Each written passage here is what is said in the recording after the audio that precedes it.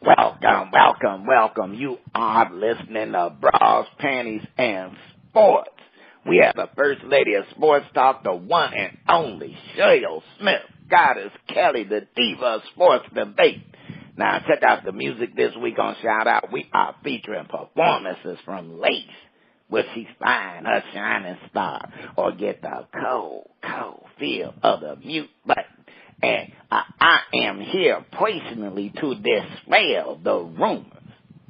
And I have to dispel this false, fake narrative that the ladies are prejudiced and biased against racists and people like Donald Trump. Now, I don't know who started it, but shame on you, shame on you. The ladies ain't got a prejudice bone in their little ticky toes. They do not. Now, there is one element of bias. One element of bias. But we can be forgiven because we live in a country of forgiving folk. Now, that little bit of bias, and remember it was a childhood affliction. And I just say it got something to do with the Philadelphia Eagles. But that's it. First Lady, we ready. What you saying? Each week we try to figure out what is going on in the sports world. Not the plays of the week, more like the players of the week. Are they trying to tell us something? So we ask. What you saying? Fly, little birdie, fly. Time keeps on slipping into the future. Time keeps on slipping, slipping, slipping into the future. So I want to fly like an eagle to the sea. Fly like an eagle, let the spirit carry me. I want to fly right into the future. The NFL Hall of Fame has let the little birdie known as Terrell Owens, he can fly far, far away if he wants to, because there will be no mention of him during the festivities. Is T.O. being petty, or does he have a point?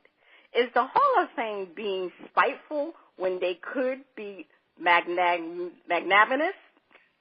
Has T.O. forgotten it was not the fans, coaches, players, ex-players, or teams that have made him wait? It was the sports writers and the announcers who had a vote. Is T.O. proving them right by demonstrating he was a great player that poisoned relationships and locker rooms?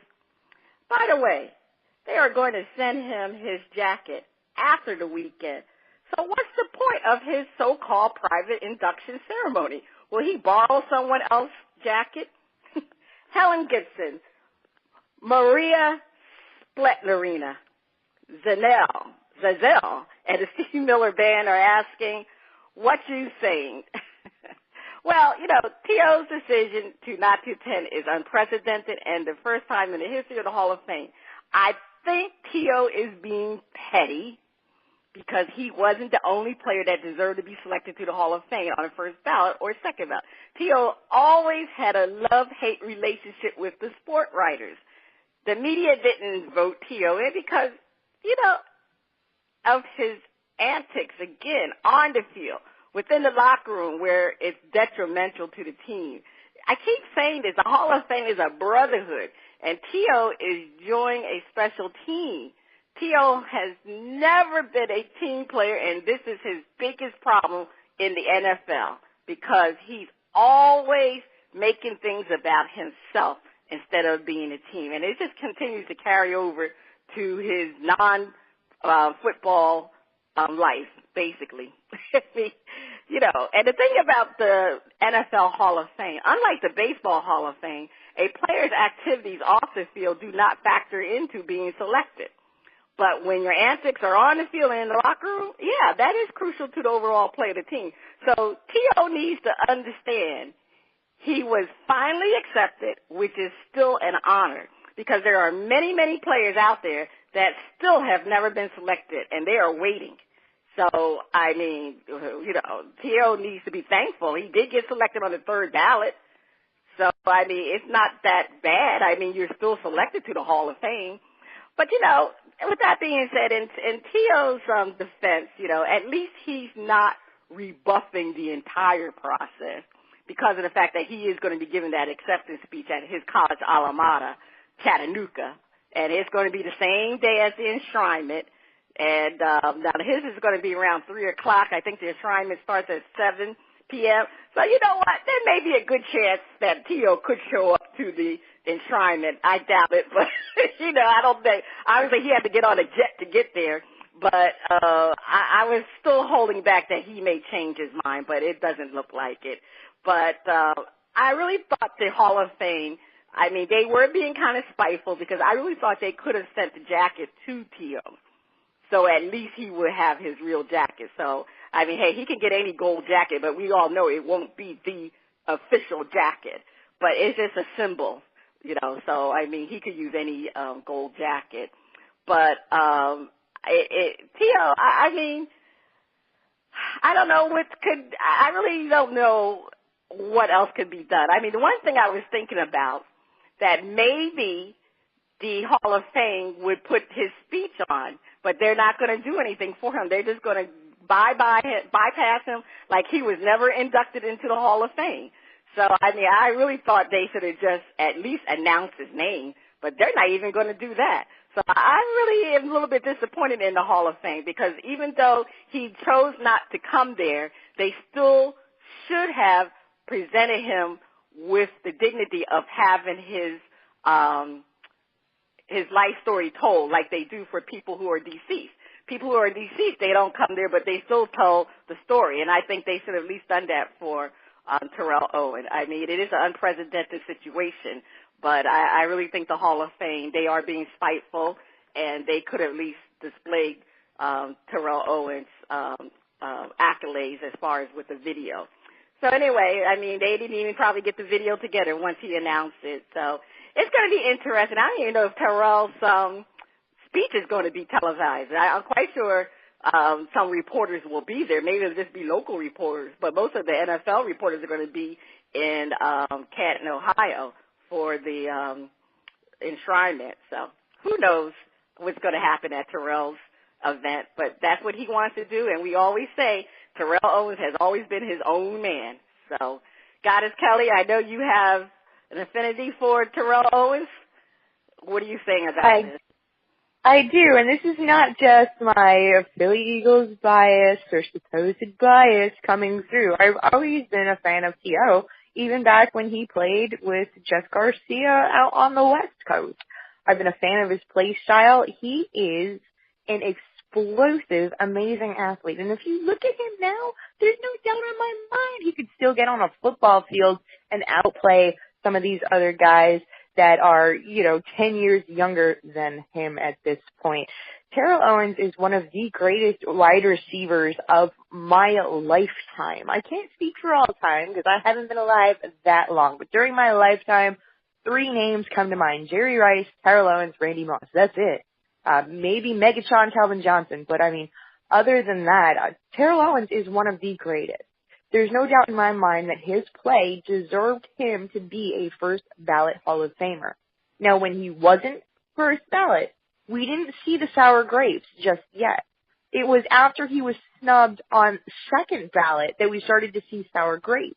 And a lot of that came from the fans that were clamoring for T.O. to get in. It was the fans that really started it. Like, whoa, what are these guys doing? How can they be snubbing T.O.?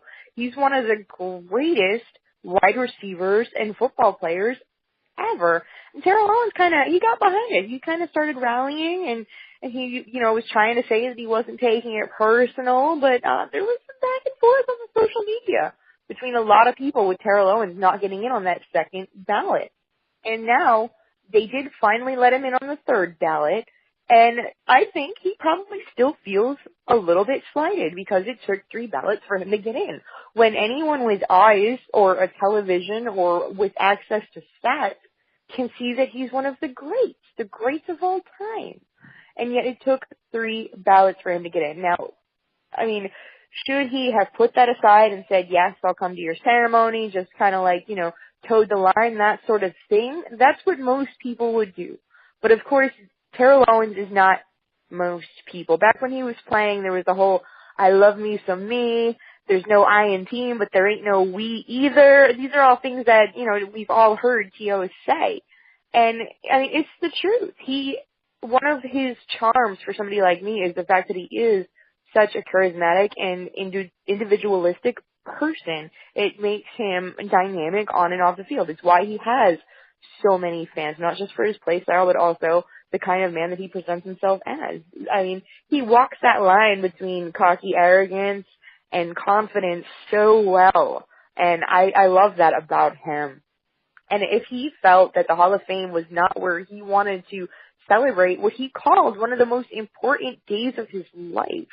So it's not that he is slighting the honor. He's extremely proud to be included with these gentlemen, the greats, the Hall of Fame. He knows what an honor it is.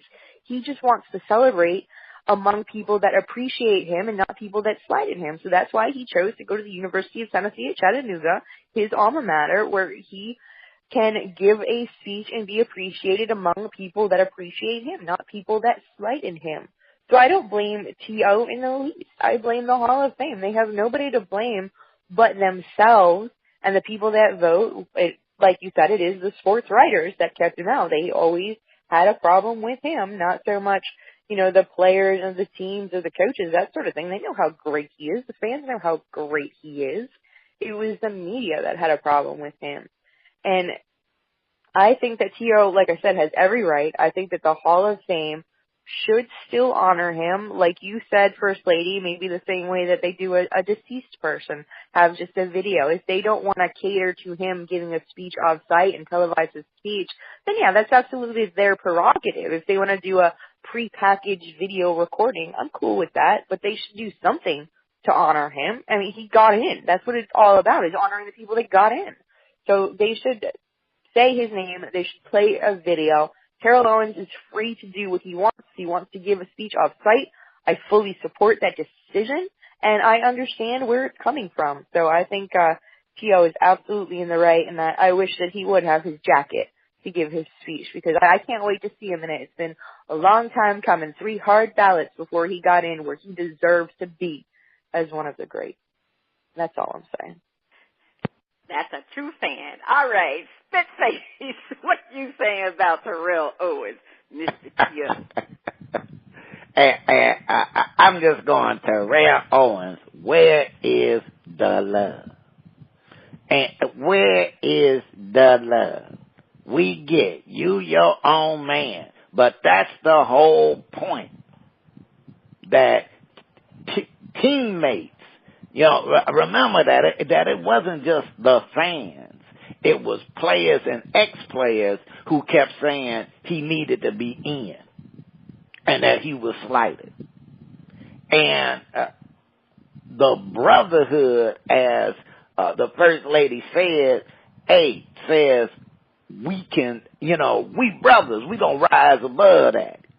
And you gonna shun them.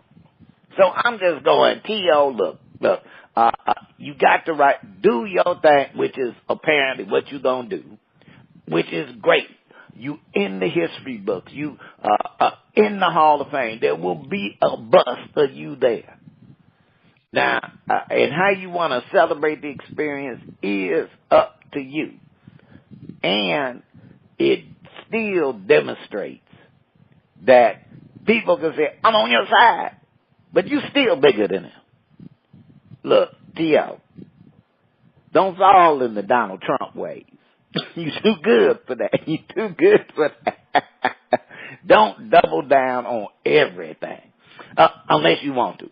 But there are consequences. And I do not blame the Hall of Fame. Remember, the Hall of Fame did not vote. And this was your opportunity at the induction with, yes, those people who voted, to poke an eye in their face. Not being there, hey, they don't care. Being there, poke, my stats. Dude, like I said, I think Mama dropped him on his head once or twice. And it started showing up. But that's all I'm saying, personally. That's all I'm saying. Well, it looks like all those muscles on his head got in his way. But anyway, regardless of T.O.'s situation, I still think the Hall of Fame is being a little bit tit for tat because I still strongly think that they should have mentioned him in their enshrinement. I mean, this is the first time this has happened. Yeah, it's the first time that somebody elected not to attend who was alive, but still, they still should have done something because he does deserve that honor, and that's going away from what they're all about. So I think they're being unfair to T.O. But anyway, Goddess Kelli, over to you. Don't call it a comeback. I've been here for years, rocking my tears and putting suckers in fear, making the tears rain down like a monsoon. Listen to the bass go boom. Explosion, overpowering, over the competition, I'm towering. Wrecking shop when I drop these lyrics that'll make you call the cops. Don't you dare stare, you better move. Don't ever compare me to the rest, but it'll all get sliced and diced. Competition paying the price. I'm gonna knock you out. Mama said knock you out. We are not talking about Bird Millman O'Day or Lillian Lietzel. We are talking about the knockout punch Serena Williams has been landing on her opponents at Wimbledon. When Serena started the tournament, she was not in the top 10 ranked players. As she faces off for another possible championship, none of those top 10 ranked players are around. She recently had a baby during the French Open. She was forced to bow out due to health issues, and she's only played a limited amount over the last year. Yet she is whooping that ass. Will she wear a cat suit and toy with her opponent cat and mouse style? Or will she wear that cute little white outfit and just beat her opponent down, down, down? Win or lose, has she gone beyond being a great female athlete to being the greatest athlete of this generation, a la Michael Jordan? Ethel Dare, Bessie Coleman, and Helen Gibson are asking, what you saying?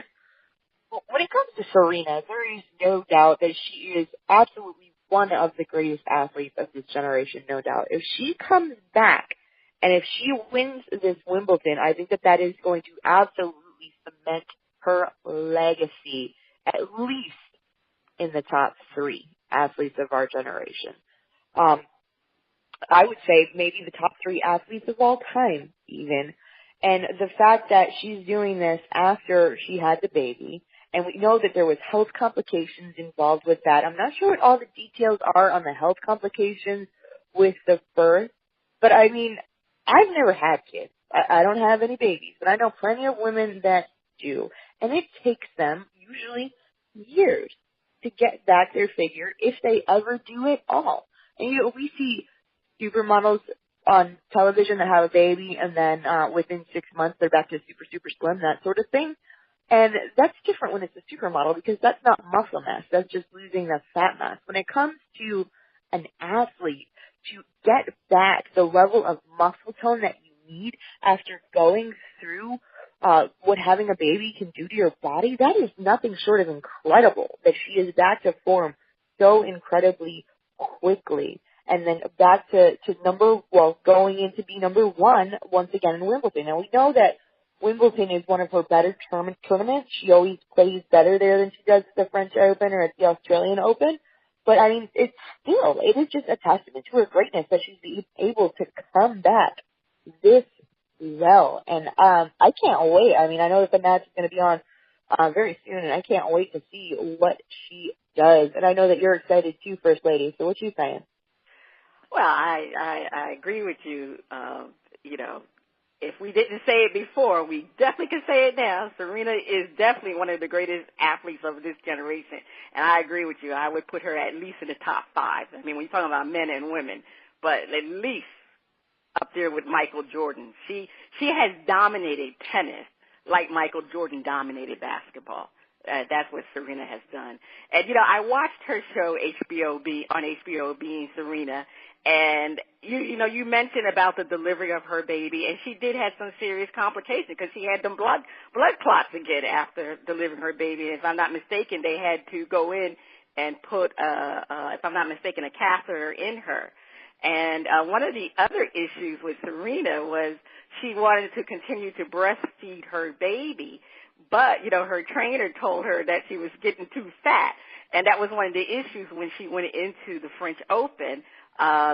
She still had a lot of the baby weight on her because she was breastfeeding. And then finally, after she had to make that decision. She didn't really want to, but she gave up breastfeeding, and she lost some weight. And, and the other problem with her with the French Open, she played doubles. And I was very surprised that she did that with Venus. She was also entering the double match. And she had torn, I think it was, she had a slight sprain or tear of her pectoral, one of the muscles, and I think on her shoulders. And that's what hampered her in the French Open, and that's why she had to get out. But this time around in Wimbledon, she decided not to play doubles, which was, to me, one of the best decisions, because this woman has come back with so much vigor. I mean, she is just dominating the tennis circuit in the Wimbledon. I mean, she really has been putting her opponents away.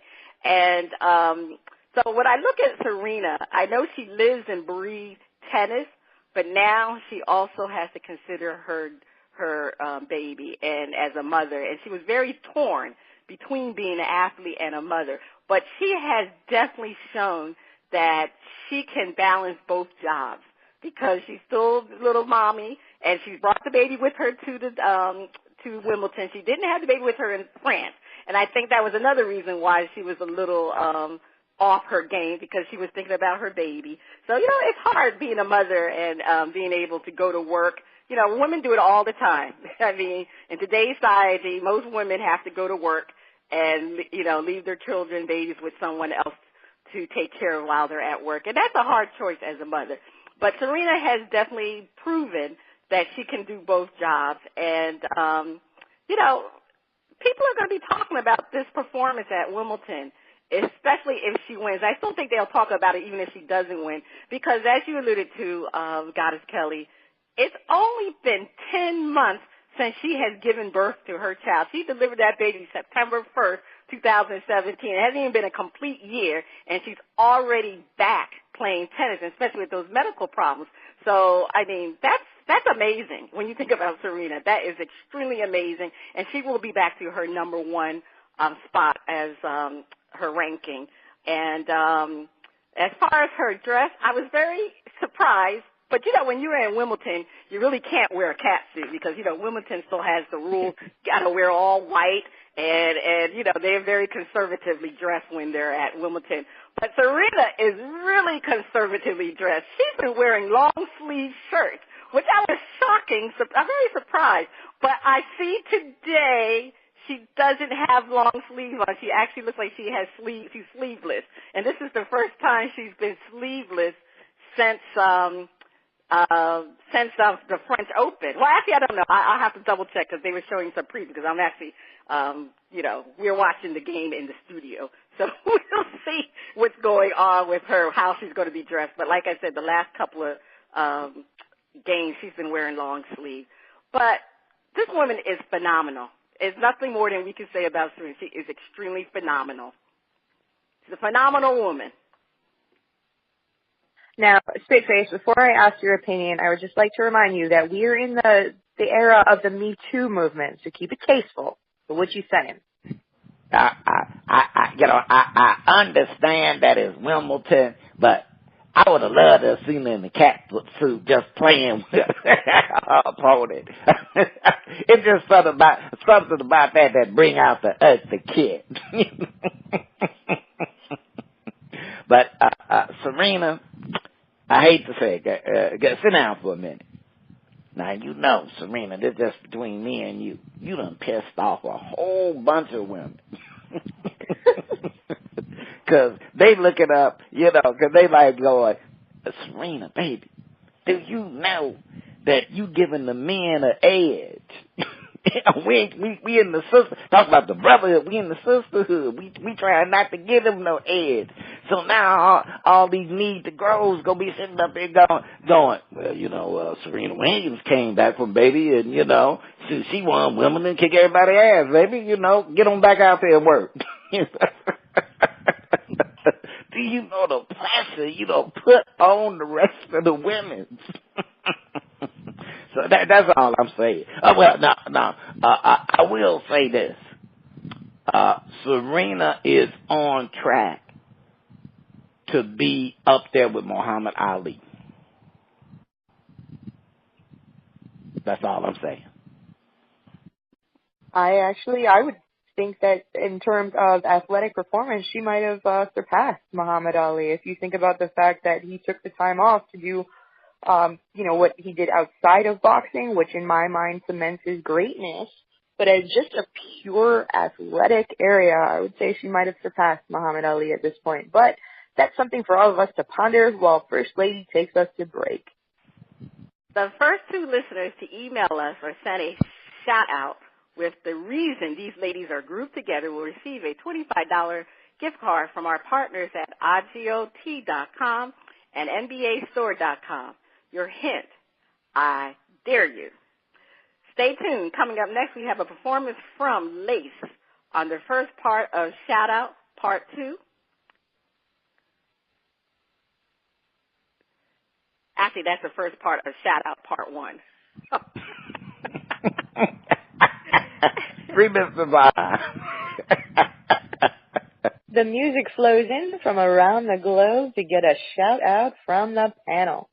First Lady, I can't wait to hear the music from Laice. On Shout-Out, we feature new independent artists who are looking to find their shining star. If we like what we hear, we'll give the track a shout-out. If we don't like it, we hit the mute. Today we are featuring the music from Laice. DJ, let's hear Independent.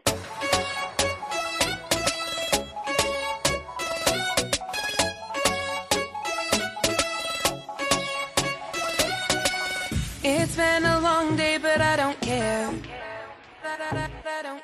I think about the signs you gave me when you left, and I say, where in the world did I go wrong? But I won't waste a single tear on you no more.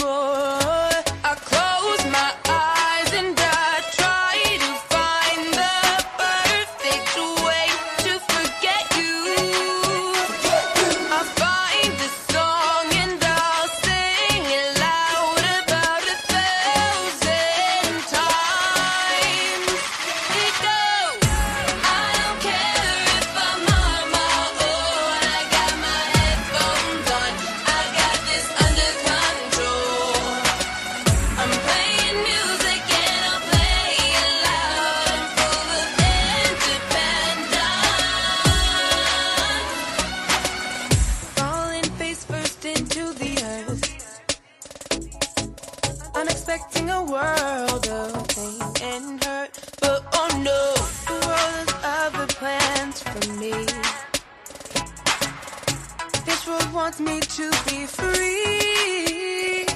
I close my eyes and I try to find the perfect way to forget you. I find a song and I'll sing it loud about 1,000 times. It goes, I don't care if I'm on my own. I got my headphones on, I got this under control. I'm playing music.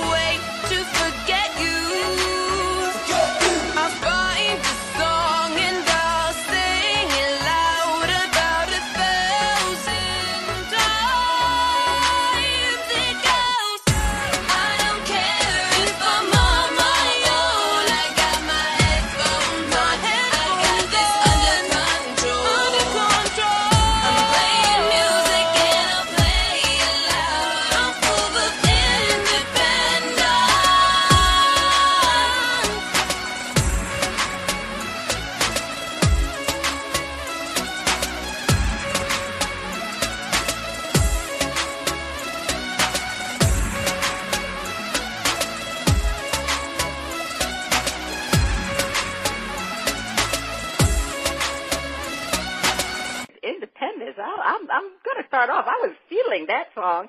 I enjoyed her vocals on the song, and the music was excellent. It seemed like it was almost like a combination of a salsa flavor to it with pop.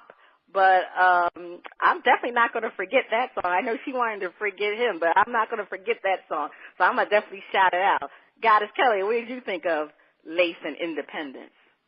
Ugh, I couldn't disagree more. I had to mute my studio mic so you guys didn't hear me yawning over it.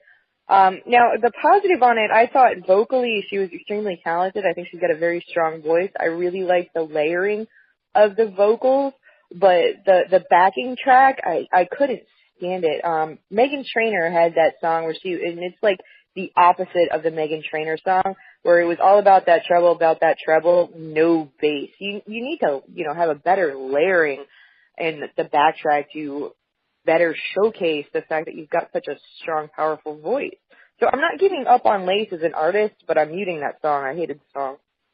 All right, not giving up on the artist. All right, Spitface, are you shouting it out, or are you going to hit the mute? You yawning too? I'm going to give it a shout out. I like the track. Okay, I hear you too. I liked it myself too. I mean, we see that Goddess Kelly. She really was in deep with the analysis of the record, but I still thought her voice was really good. But anyway, her voice is good. The rest of it was crap. Yeah, the rest of it crap. The music, the track. Anyway, the whole production. But anyway, we'll see Laice again with another performance on part 2 of Shout Out. Is that the sound of my favorite underwater friend? Is he back from vacation this time? It's time for Flip It.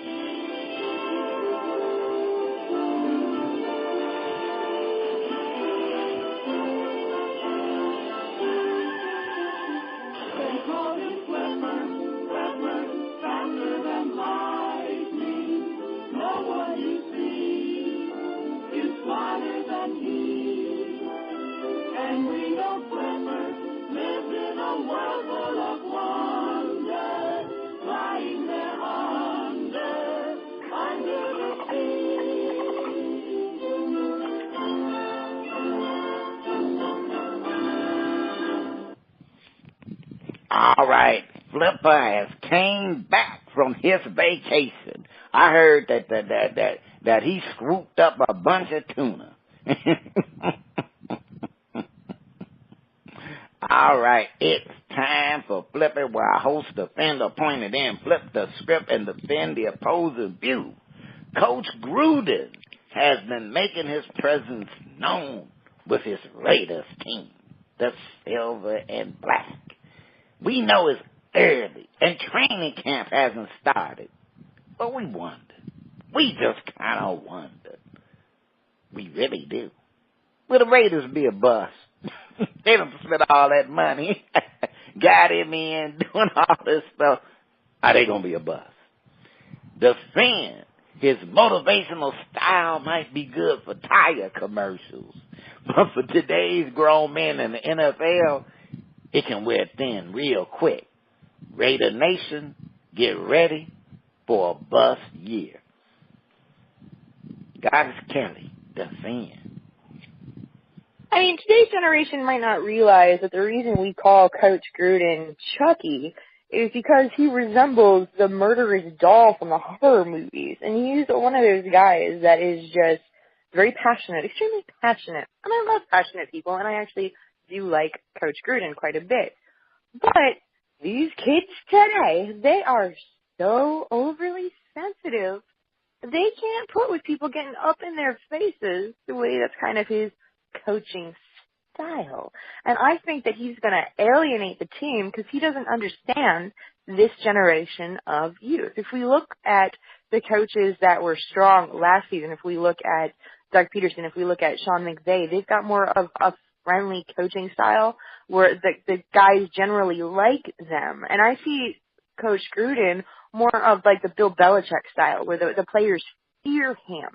And you can't just come into players that are used to being ruled by fear and try that kind of motivation. It's going to completely derail the team mentality that they have built. Now, granted, they did have a bust season last year compared to what they should have, but I don't think that this is going to be the coaching style that's going to get them back on track. I think we're going to continue to see the Raiders have a step backwards until these players can grow a thick enough skin to deal with the coaching style of Chucky Gruden.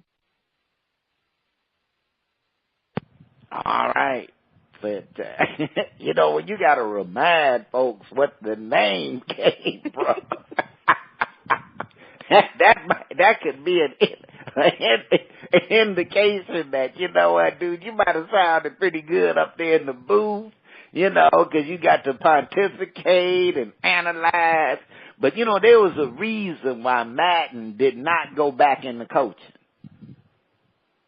You know, because Madden was in the booth for a while too, and Madden, you know, got in older and, you know, got into more money, but he knew not to leave that booth and go back in, because with all his analysis, and he was like, wow, you know, he knew that, man, that new generation of players, if you ain't in the game, you ain't in the game. First lady defends. It's been very quiet on the Raiders front during the off season. I haven't heard much from John Gruden. You know, like you said, he is definitely one of the best motivational speakers. And I haven't really heard too many motivational quotes about his team, but I can understand why he's been very quiet, because his team has the potential to be a bust, because I'm not sure if Derek Carr can make a comeback from his broken fibula that happened in 2016. He was awful last year, and he might continue not to live up to that big contract this year. And without a healthy Derek Carr, please, the Raiders don't have a chance. But with these new athletes, I don't know if Gruden can motivate them, and I'm not sure if he can motivate Carr. And let's not talk about the Raiders' defense, because it was poor last year, and it will continue to be poor this year. I know Gruden is a great motivator, but he will not be able to motivate these new age players to try to do better. And unfortunately for the Raider Nation, they will be the biggest bust of the season.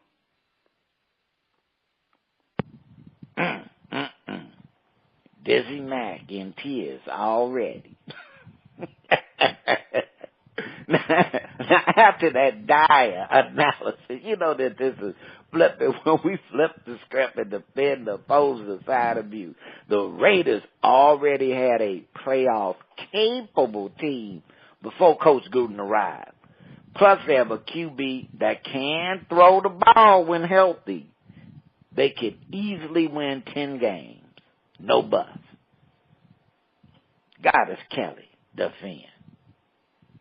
Now, you all know that I'm an Eagles fan, but when it comes to AFC teams, I like the Raiders. There's something about the guys on this team, Derek Carr at quarterback, and, I mean, it's not just the fact that he's kind of a little bit of a cutie, but I like his play style. I think that Derek Carr has got a lot of talent, and I think that injury just really derailed him a lot more than what we expected. But he had a year of playing where he didn't live up to expectations. He's had another offseason. He's had more time to get away from that injury. He's still got an extremely good young wide receiver in Amari Cooper. He's got a good team around him, and I think that they are a playoff caliber team. They just need to get that little bit of gel together and get back to how they were playing before the injury. And, I mean, I know that their defense was abysmal last season, but I believe in Khalil Mack, and I think that he can help rally that team. I think there's a lot of talent there. And I think somebody that has the coaching genius of Chuck Gruden can actually get them there. I don't think it's a matter of motivation. I think it's a matter of smart play calling and using the talent that he has to the best of its ability. And I think they are a talented team that was just badly coached last season. A talented team that was just badly coached. That it can look that way. But, you know, when I look at the situation and I'm going, Denver, you know, Denver, just got a new quarterback, and it's questionable how that's really going to work out. Then you look at San Diego, go, hey, the Chargers, one thing they ain't got is a quarterback issue, but they got a choking issue. Because they find ways to not make it to the playoffs. It's like you look, you go, wait just a minute. You start going, man, I feel for the Q, he be jamming and, but you start going, there is something going on there that they are perennially getting down to the wire as if they had won a game. So you got the perennial chokers and you got Denver with a question mark at quarterback. Gruden can pull this off. First Lady, defense. Well, this is how I look at it. You can't get any worse than what they were last year, so the Raiders will definitely bounce back this year.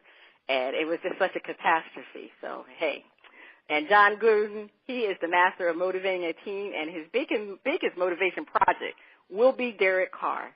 Gruden will use the West Coast offense to take advantage of Derek Carr's sharp passing. And the fact that they have Marshawn Lynch, that's going to be even more to Derek Carr's advantage because teams will not be able to just gear their offense around Derek Carr. They got to worry about Marshawn Lynch in that background because he's a mean running machine, and he can definitely get a lot of yardage with that strong body of his. Even though he's still old, he still can run. And like Goddess Kelli said, the defense is centered around Khalil Mack. He is a superstar. He has had 2 great seasons, and why wouldn't he have another great season? And they've made some overhaul with their other parts on their defense. They've added some good rookies, and second-year players are going to step up. So the one thing about the Raiders, we know that they can be an offensively great team. We know that, especially if Derek Carr is back to normal. But they definitely have to get that defense in gear, and I think that they will do it this year. And if they can get the defense playing well, hey, there is no doubt in my mind that this team can win 10 games. And the Raiders also have a favorable schedule because they were so bad last year. So this team definitely will not be a bust. I'm expecting them to be at least in contention to win the AFC West and possibly make it to the Super Bowl. All right. You heard it from First Lady who was hanging out with Tony Romo. Please take us to break. Okay. Stay tuned. Up next, the funnies and our favorite underwater friend on Flip It Part 2. Hey, I'm not hanging out with no Tony Romo. Get that tuna flipper. Welcome back. You are still listening to Bras, Panties, and Sports. It's time for the funnies. Goddess Kelli, over to you. All right. I think we got something interesting for the panel and our listeners today. A tomato stealing squirrel turns out to be mailman. A Quebec family who set up a camera to catch a suspected squirrel stealing their tomatoes made a shocking discovery. The culprit was the mailman. Rob Morin and Paula Habib said they noticed in June that produce was going missing from their tomato and strawberry plants outside their home, and they suspected a squirrel was behind the vanishing fruits. We had a full set of tomatoes, and then all of a sudden, the tomatoes started going down. We thought it was the squirrel, Morin said after they started to think something else was happening when the suspected squirrels didn't leave a mess. We first thought it was the squirrels, but normally the squirrels leave a mess, and there was not a mess on the ground where the plants were. The family checked their home security cameras and made a startling discovery. Their Canada postal delivery worker was pilfering the produce. For fun, we check our security cameras and spotted on many occasions our postman helping himself to our tomatoes and strawberries. The couple said they don't want the postman fired, but they would like an apology for their rude behavior. It would have been okay if he took a couple as a quick snack, or let us know as a joke he took a couple and they tasted great. But he took so many and did not notify us that there was pretty much nothing left for us to eat. Oh. Sad. Habib said all would be forgiven if the mailman offers to replace the plants or bring them some tomato sauce or strawberry pie. You know, that's what Canadian culture right there for you. Those Canadians are just class acts. They are the nicest people. Not the postman. He must have been like, you know, maybe an immigrant or something. Wait, probably born in the U.S. Contaminated. Yeah, probably from the U.S. Immigrated from Jersey. Yeah, probably. They're all about stealing produce in Jersey. Hey, I've been to Jersey. So you're right. I grew up in New Jersey. Wait, First Lady, when you lived in Jersey, did you steal any produce? Yeah, we have that. New Jersey is plenty of produce in New Jersey. There's no need to steal any produce. We're the Garden State. That means that's why they call it the Garden State.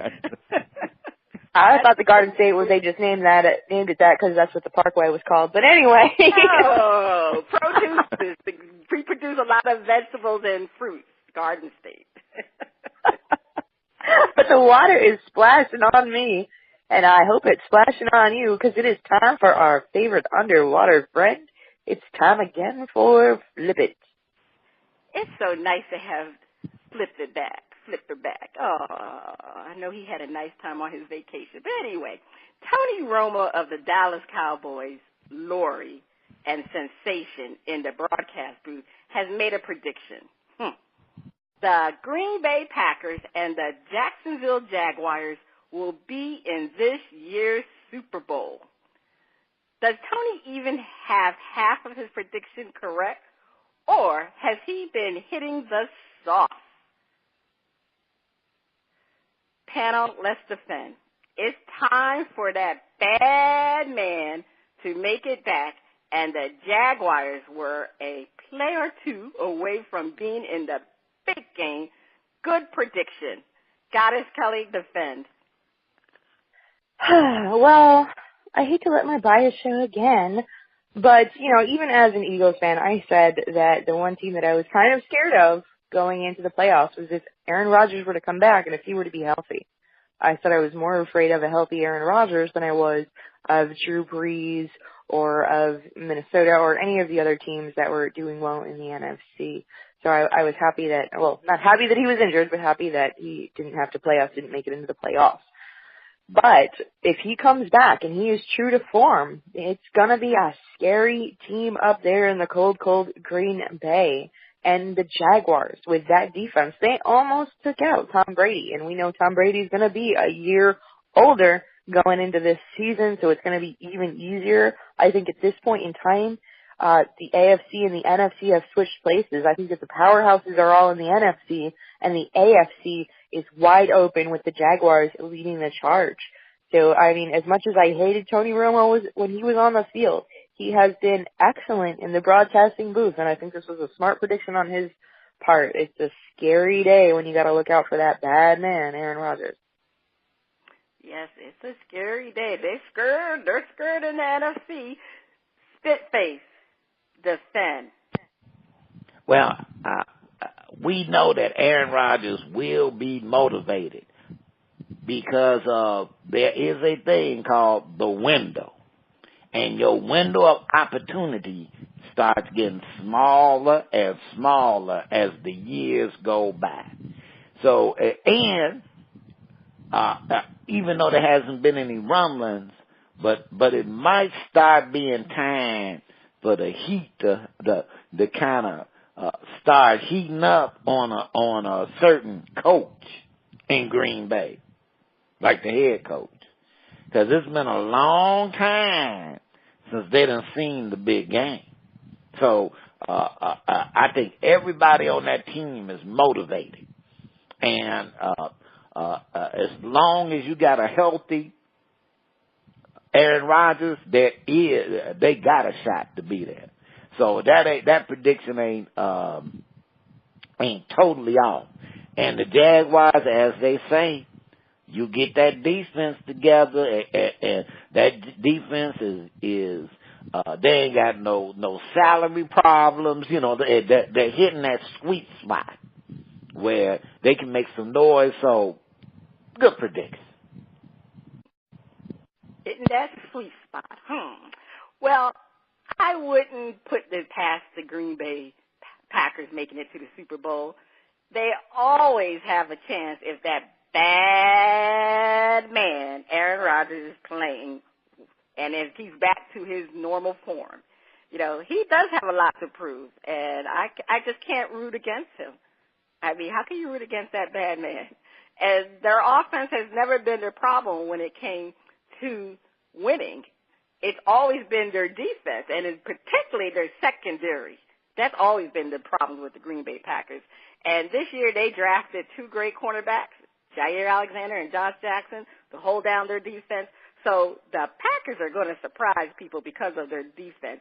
And we already know what Aaron Rodgers is going to do because he's going to come back to his normal form, and he definitely can return to the Super Bowl. Now, as far as the Jaguars, they have one thing they didn't have before, and that is experience. And we all know they got the greatest defense in the NFL.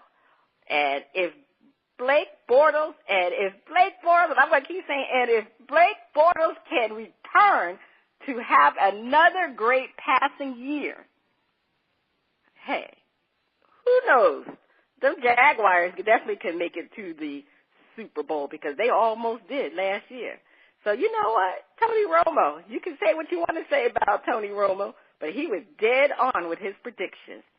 But this is where we have to flip it, and we got to defend the opposing point of view. The Eagles may have something to say about that. And did Tom Brady, Big Ben, Joe Flacco, Deshaun Watson retire? It's early. Tony was hitting on the sauce, we hope. Spitface defend. I think so. I know Tony Romo was hitting on the sauce if he predicted that the Jacksonville Jaguars with Blake Bortles is going to make it into the Super Bowl. Now, I know that sometimes being a ex-player and star and all that good stuff and all the connections, you got like the inside scoop. There is no inside scoop that points to them going to no Super Bowl as long as you got the Pittsburgh Steelers, the Ravens, because that means AFC North Division. Now, did I not? Oh, I didn't even mention the Patriots because they don't even need to be mentioned. Bill Belichick get a second opportunity to look at your defense. The first time, really, he could say that, we never played that defense before. They had some players, so, he had to adjust on the fly, and they won the game. That's the point. Now, the second time around, now I know what you're doing. You ain't getting past him.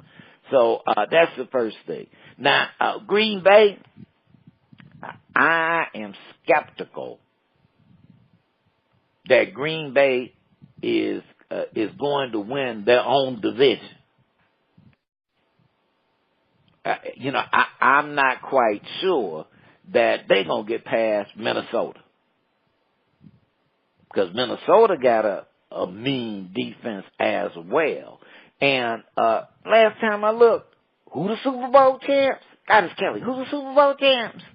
I believe it was the Philadelphia Eagles are the world champions right now. Yeah. Yeah.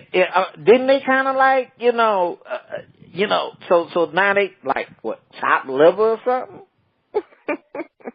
I do like liver and onions, grilled and that kind of. But still, I'm like, what's up? Like, did they lose their quarterbacks? You know what happened? That's all I'm saying. All right.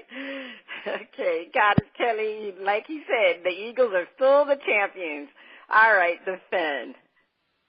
Well, all right. You know what? Last season, we got zero respect from the analysts. Even when we were going into the playoffs, zero respect. We were going into the NFC Championship, zero respect. Going into the Super Bowl, zero respect. And here we are, sitting here as defending world champions, and what are we getting? Zero respect. But that's okay. We all we got, we all we need. We like being the underdogs. That's just how the Eagles roll. But if we take away my bias and start talking about other teams, this is the point about Minnesota. I mean, not only do they have one hell of a defense, they also picked up Kirk Cousins, which, you know, I don't really respect his play style too much, but he's definitely better than backup quarterback Case Keenum. So they're going to be a scary team, and they're in the same division as Green Bay. And you know what, Tony Romo? What the hell do you know about winning playoff games anyway? You won what? One playoff game in your entire career? The best playoff performance the Dallas Cowboys had in your entire playing career was the year that Dak Prescott led them, not you, Tony Romo. So sit your ass back in the booth and stop talking about playoff games because you don't know anything about it. And when it comes to the AFC, yeah, the Jaguars, they do have one great defense, but that doesn't change the fact that they've got Blake Bortles as quarterback. And you know what? Sometimes he can be fantasy gold, but he's still Blake Bortles at the end of the day. And we're talking about the conference that's got Tom Brady and Big Ben in it. Both those guys itching for blood. Big Ben trying to get back into the Super Bowl after he was robbed last season. Tom Brady coming back after a bitter defeat from a team that, you know, everybody said wasn't going to win when he just got beat by a backup quarterback who was Super Bowl MVP. Yeah, that's right. Deshaun Watson, he is still a question mark. He was playing brilliantly until his injury. Is he going to come back just as good? We don't know yet. But then we've got another young quarterback, Jimmy G, out in California. Garoppolo, who was the backup to Tom Brady, who was playing lights out when he took over for the 49ers. Joe Flacco, he sucks. We don't have to worry about him. But you know what? If Green Bay and the Jaguars want to go to the Super Bowl, they got a long road ahead of them. Sit on that, Tony Romo. Okay. Sit on that, Tony Romo. That is a true Eagles fan. But I agree with you, Goddess Kelly. Aaron Rodgers, even though he is that bad man, but there's just too many good teams in the NFC. Well, actually, I wouldn't say, well, yeah, you got Minnesota, as you guys were saying. Minnesota is a good team. But really, it all boils down to the Eagles. The Eagles is a top-notch team, and they are returning with Carson Wentz coming back as their quarterback. And, of course, if something happens to Carson again, you know they got that Nick Foles sitting there waiting. And I just think the Eagles are the only obstacle for the Packers.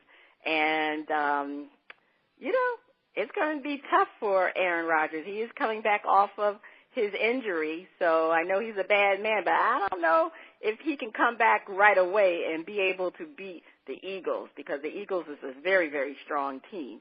And we'll see, but I just think the Eagles are too strong of a team for Aaron Rodgers and the Packers to overcome.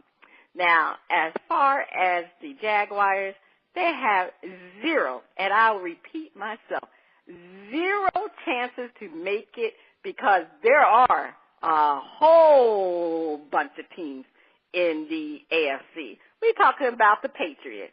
And you know they are upset for losing last year to the Philadelphia Eagles. So we're not even going to say that. I know they're coming back with Brady, and there's a lot of controversy of whether Grozanki, whatever his name, Rob's going to come back, because it seems like he was on the trading blocks. But there's a lot of uncertainty about the Patriots, but they still are the number one team. And the Steelers, what can you say? They are so overdue. I don't know a team that is so overdue to get back to the championship. And I really think they need to get back there, because I don't know, Mike Tomlin could be in some trouble if they don't do a better showing. And now that Ben Roethlisberger, he's upset that they drafted a quarterback, so I know he's coming back with fire in his eyes. So the Steelers are going to be on point.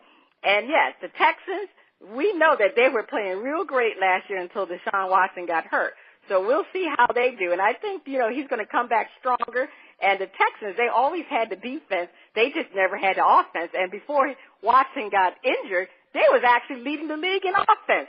So the Texans can score some points with Watson as their quarterback. So I believe the Jags, that was just an aberration, and they went real far in the playoffs, but I think they're going to fall real back down to earth with a poor offensive performance because we know Blake Bortles cannot throw the ball. So, Tony Romo, he is a great announcer, like Goddess Kelly said, and she had a lot to say about Tony Romo. But anyway, I just don't know what he was sipping when he made that prediction. Like you say, he could have been sipping the sauce. I don't know. But anyway, Goddess Kelly, what kind of jambalaya do you have for us? Is it going to be spicy or is it going to be mild? I think this one has a lot of spicy potential to it, so let's get into it. I saw two guys wearing matching clothes, and I asked if they were gay. They quickly arrested me. So, how does this quote relate to President Trump having a private meeting with Vladimir Putin after 12 Russian military agents, that's right, 12, an even dozen, were indicted for crimes against the United States? Now, I don't know what is going on in the head of President Trump. He just met with all of the European leaders.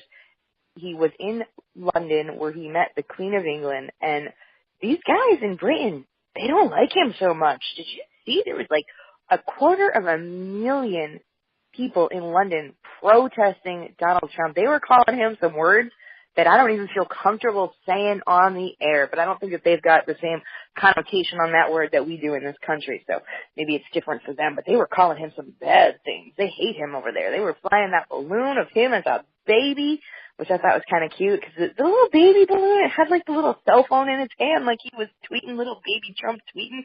I thought it was adorable, but yeah, that's what he is. Trump is a little baby, and I don't know what he is thinking. He is alienating our allies so quickly. He already alienated Trudeau up in Canada.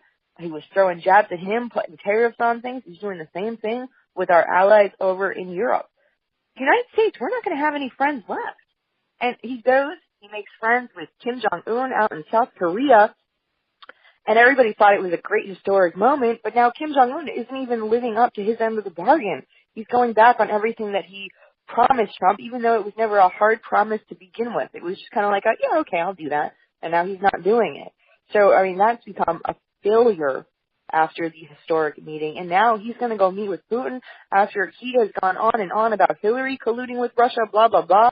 But now we find out through all of this that it was actually Russia collusion on the side of the Republican Party, not so much on the Democratic Party. And it's insane. And he's going to go make friends with this guy after he praised Vladimir Putin for being such a wonderful leader, when we forget the guy is one step above a dictator. There's a reason nobody runs against him. It's because everybody that tries to run against him that actually has a chance ends up dead.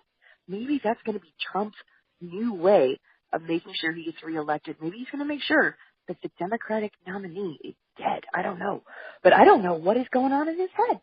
And I feel like I'm rambling here, but like this Trump stuff is just absolutely crazy. So first, a lady, maybe there's some drugs in this jambalaya, but come take a bite. Well, I hope there's no drugs in that jambalaya. But anyway, let me just put it this way. Trump needs to recognize that the Russians had orders from Putin to interfere in our election. He has no business having a private meeting with Putin. How can he meet with him when 12 of his military agents were indicted? I'm going to tell you why. Because Putin has Trump on a string, and he summons him when he wants to. Trust me, Trump doesn't want to speak to Putin. It's the other way around. Putin wants to speak with Trump, and he wants to know one thing, and only one thing: why Donald Trump hasn't put an end to this Russian situation. Putin's going to tell Donald Trump, and he's going to order him. He said, you better do it now, or I'm going to have to intervene. So he's been giving Donald Trump the leadway to try to put an end to this Russian situation with Mueller. But for some reason, Donald Trump is scared. But I know after this meeting, you watch it. When I tell you, after this meeting, I wouldn't be surprised if Donald Trump gets rid of what's his name, Rothstein, and then things are going to happen with Mueller. Trust me, because Putin is upset, and that's why they needed to have a private meeting, because the Trump-Putin bromance is starting to fizzle, and Putin is really upset right now. Yep, I think he is. Big face. Fight this jambalaya.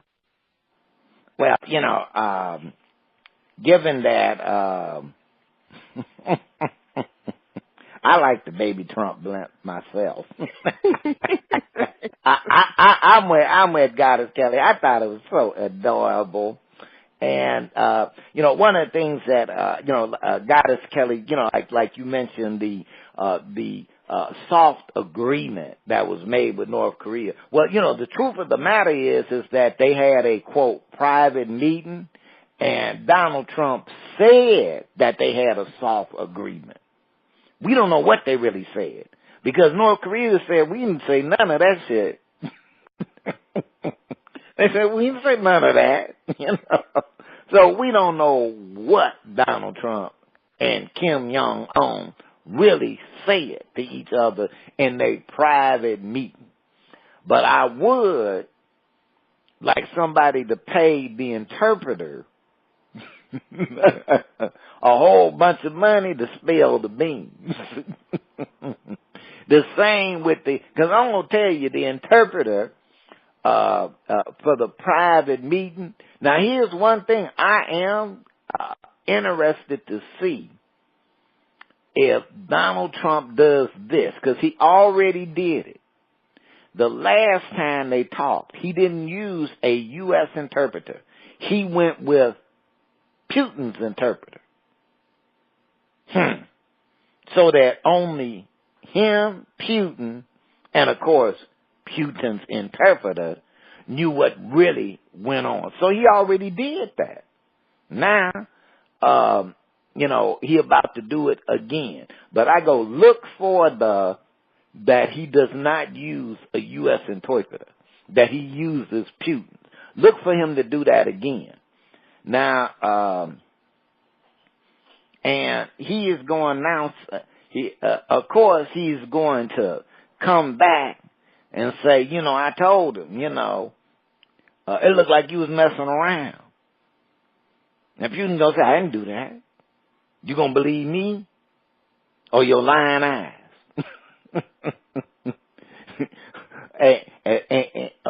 And don't forget that video I got of you. Don't forget the all the money my boys done funneled in, because it always go to the money. Trump didn't have no money until certain Eastern folks put some money in his pocket. So that, the thing that, like Rosenstein, Rosenstein know everything that Mueller know. So he know that, dude, I am not worried about you firing me. I ain't worried about what you saying, because I know what Mueller know. And it's going to be on blast. And it's going to be bad. That's all I'm saying. All right, I think that jambalaya got pretty spicy there, so let us digest while First Lady takes us the break. On the other side of the break, we'll have another performance from Laice on Shout Out. Please stay tuned. You are listening to Bras, Panties, and Sports. It's time for Shout Out Part 2, the picks, and the finale. The music flows from around the globe to get a shout-out from the crew. Goddess Kelli, over to you. All right, we have got another performance from Laice. So, DJ, let's hear Monster featuring Olivia Sella.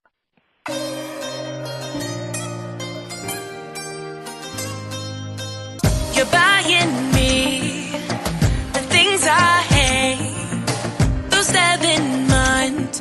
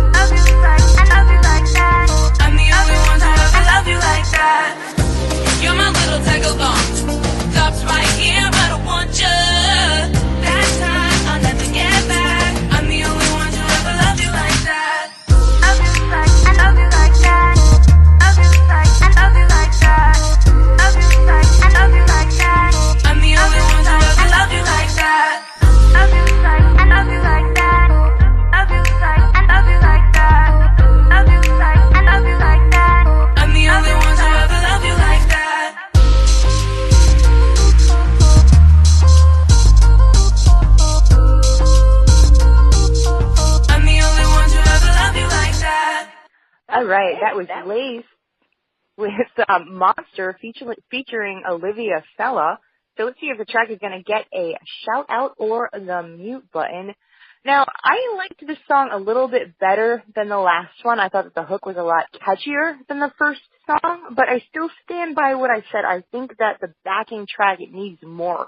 Whoever does the mixing on the vocals where you got like that echo effect and that little tiny bit of auto-tune, not too much auto-tune, just that little bit, that person is very talented. You need to get that person to mix some bass into the rest of the song. You need to add more layers to the instrumental part. That's what it's missing to make it a professional track. But I love the vocals. I thought this song was a lot catchier. I'm going to give this one a yo. I'm just going to give it a yo. But I think that Laice is a very talented vocalist. It's just, I don't like the music itself. What did you think, First Lady?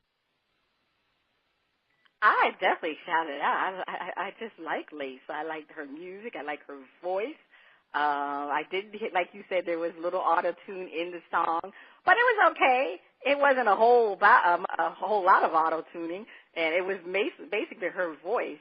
And the hook was catchy. Like, I'm going to love you like that. I mean, I do enjoy Laice, so I'm definitely going to shout her out. Definitely enjoyed her performances, both tracks. All right, Space, what do you think? I'm going to shout it out. I would like to hear something a little deeper, but I get she's kind of in the little pop trend. But aside from that, shout out. All right, so that is the end of shout out. And if you liked what you heard from Laice, you can check her out at laicemusic.com. And just so everyone knows, Laice is spelled Laice. So check her out, laicemusic.com. And if you would like to be heard or have any comments, you can send your email and tracks to panties@oldgrumpyradio.com. So now over to First Lady for an update on the picks. The hardball picks will start after the Major League Baseball All-Star game, and we'll decide who will wear the new hardball crown. And it's time for their panels to give their outrageous prediction. Goddess Kelly, what is your outrageous prediction? I'm kind of at a loss. I don't know if I have an outrageous prediction. I think that we are going to see a huge UFC fight announcement. I think that we're going to see maybe Floyd Mayweather is going to take on Conor McGregor in the octagon instead of in the boxing ring. Spitface, what is your outrageous prediction? Trubisky will be the NFL MVP. Who? Oh, the guy from Chicago. Okay. All right. My outrageous prediction will be that Venus Williams will retire after this year. She hasn't played that well, and I think it's time for Venus to retire. But anyway. Venus is like Lazarus.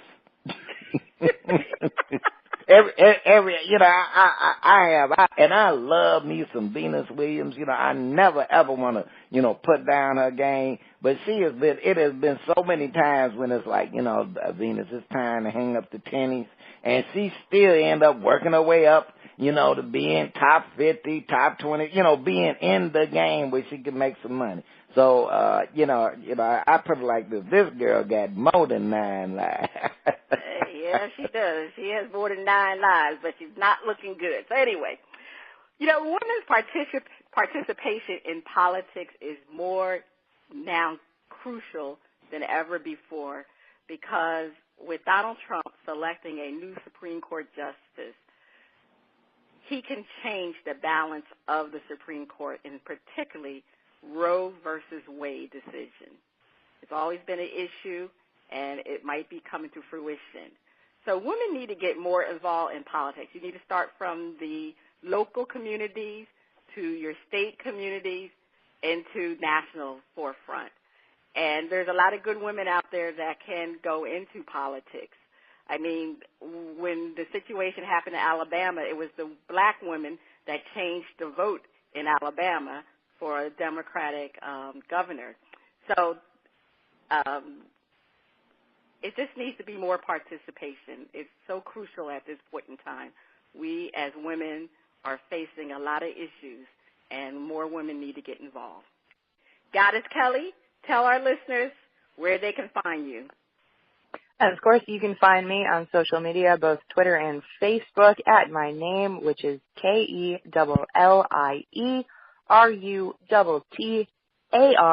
And you can find my other show, The Red Zone Live, at The Red Zone Live, where we take on sports, politics, and pop culture every Friday from 7 to 9 p.m.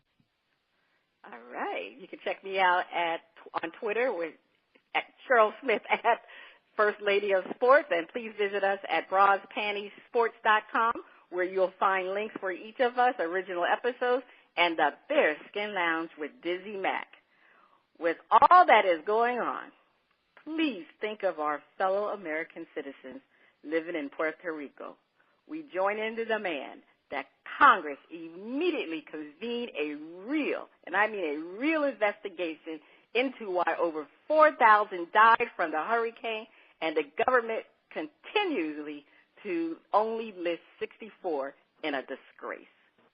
This is Cheryl. And First Lady, I also want to say that we got plenty time to waste investigating the investigators while Puerto Rico about to go through another hurricane season, and FEMA was trying to kick them. They had to go to court to have FEMA keep paying these people who have been displaced. So, we ain't forgot you. It's a disgrace. This has been Cheryl Smith, the First Lady of Sports Talk, Goddess Kelli, and Spitface. You have been listening to Bras, Panties, and Sports. We'll see you next week.